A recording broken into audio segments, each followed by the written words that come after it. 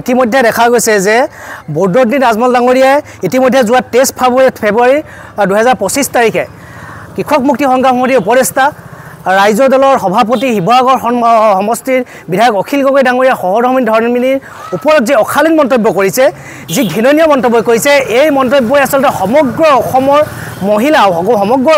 মহিলাসকলক মানে উপলুঙা উৎসৱ বা অশালীন মন্তব্য কৰা পৰিলক্ষিত হৈছে।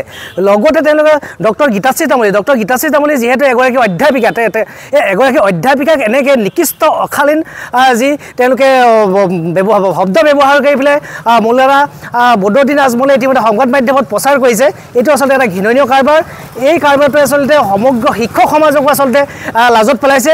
গতিকে আজি আমি শিৱসাগৰ আৰক্ষী থানাত ইতিমধ্যে আমি কৃষক মুক্তি সংগ্ৰাম সমিতিৰ তৰফৰ পৰা মৌলানা বদৰুদ্দিন আজমলৰ ওপৰত আমি বিহিত ব্যৱস্থা গ্ৰহণ কৰি তদন্ত কৰিবৰ বাবে বিহিত শাস্তি দিবৰ বাবে আমি এজাহাৰ দিছোঁ। আৰু এই এজাহাৰখন ইতিমধ্যে শিৱসাগৰ আৰক্ষী চকীয়ে আমাক ৰিচিভ কৰি দিছে।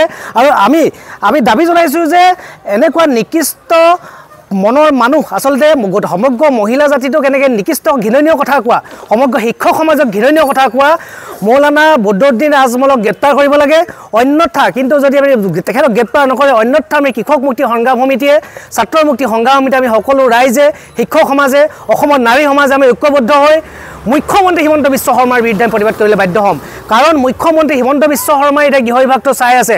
গতিকে তেখেতে গৃহ বিভাগটো চাই আছে, তেওঁ নিৰ্দেশ দিব লাগিব যে মৌলানা বদৰুদ্দিন আজমলক গ্ৰেপ্তাৰ কৰিবলৈ। অন্যথা আমি ভাবিবলৈ বাধ্য হ'ম যে মুখ্যমন্ত্ৰী হিমন্ত বিশ্ব শৰ্মাই এনেকুৱা ঘৃণীয় নিকৃষ্ট কথা ক'বৰ বাবে বদৰুদ্দিন আজমলক উচতনি দি আছে, আমি ভাবিবলৈ বাধ্য হ'ম।